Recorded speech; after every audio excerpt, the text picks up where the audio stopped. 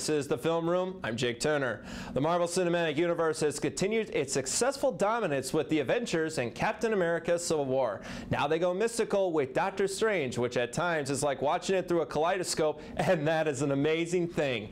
In pitch perfect casting is Benedict Cumberbatch as Dr. Stephen Strange, a top New York neurosurgeon that's ego is on full blast, to the point where he looks at an x-ray in his car while driving. Predictably, he goes sailing off the road and ends up in the hospital where his hands, his key to his success, are no longer usable. He deals with this by shutting everyone out and figuring out his next step, which leads him to Tibet, meeting with the Ancient One, played wonderfully by Tilda Swinton.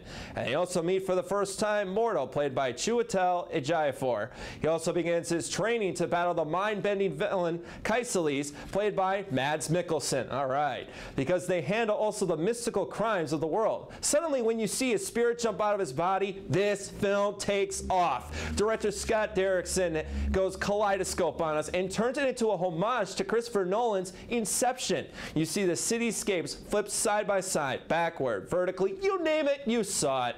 The special effects are outstanding. My mind was seriously blown more times than I could think.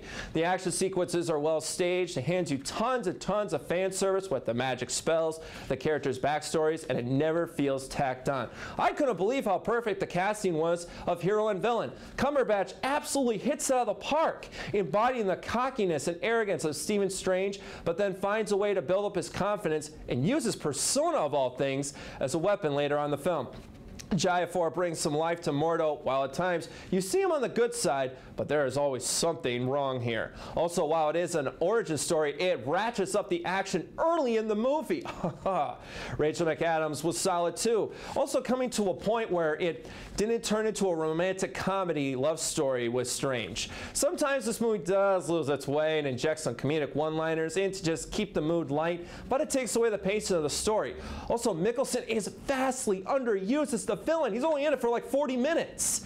But in the end, Doctor Strange is a solid start to this piece of the MCU and a visionary blockbuster to boot. So brace yourself for some epic end credits. It shows that Marvel is continuing to listen to the praising fans of Captain America Civil War. I give Doctor Strange a B+.